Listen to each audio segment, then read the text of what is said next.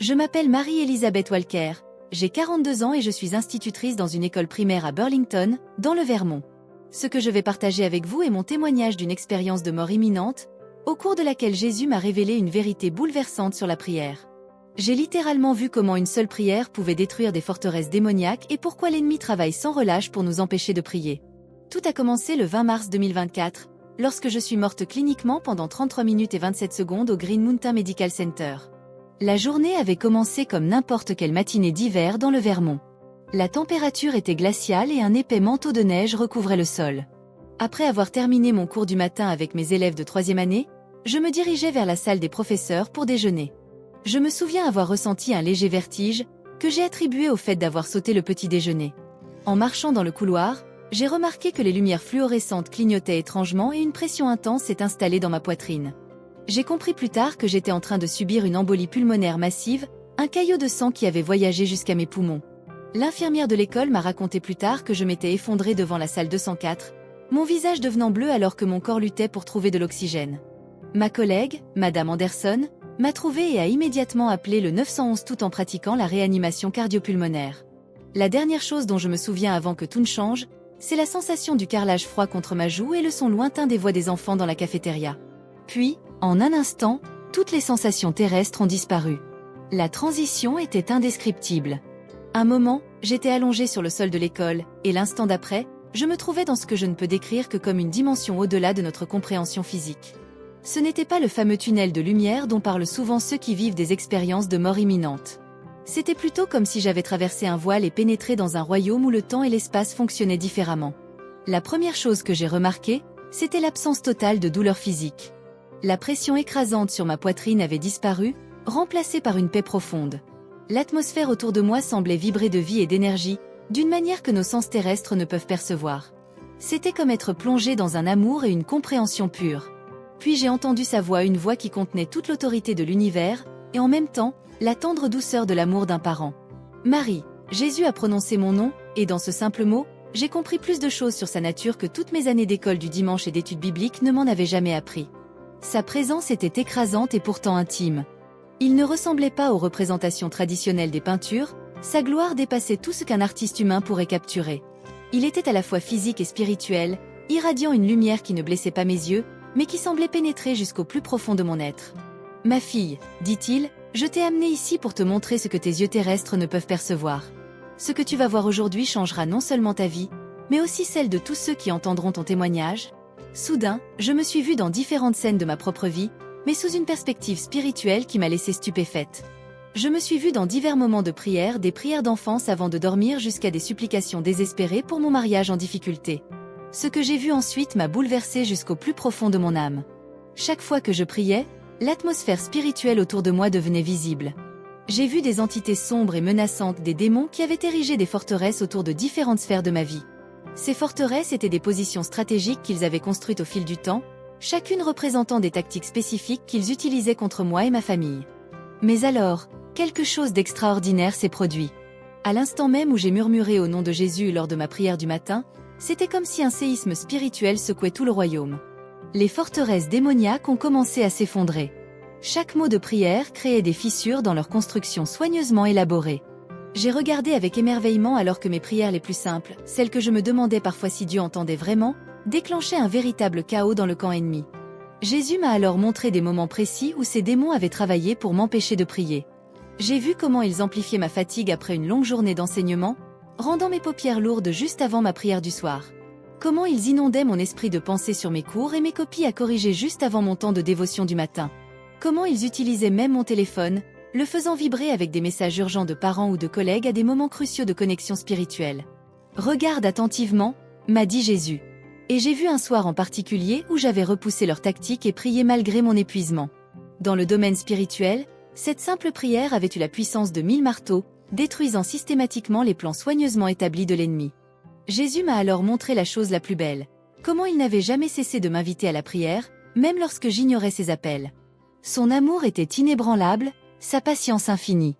Il ne forçait jamais, il appelait toujours. « Rappelle-toi, m'a-t-il dit, la prière n'est pas une question de mots parfaits ou de longues séances. C'est une relation. Chaque prière est entendue. Chaque prière compte.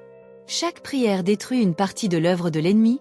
Alors que mon temps dans ce royaume touchait à sa fin, Jésus m'a donné une dernière vision. Je me suis vue de retour dans ma classe, mais cette fois, je pouvais voir à la fois le monde physique et le monde spirituel.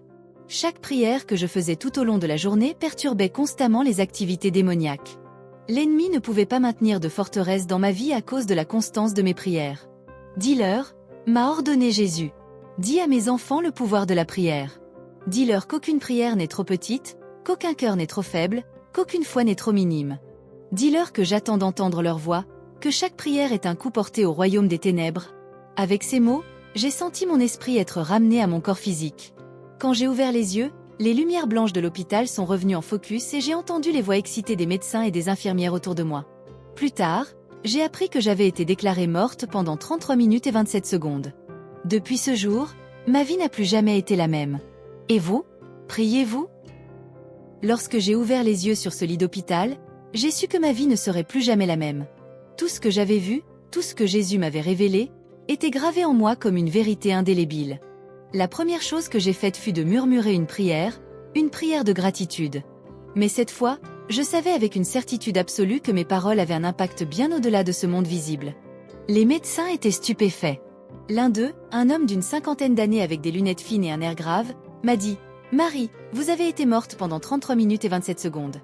D'un point de vue médical, c'est un miracle que vous soyez là, et encore plus que votre cerveau n'ait subi aucun dommage. » Mais ce qu'il ne savait pas, c'est que j'avais vu bien plus que la lumière au bout du tunnel.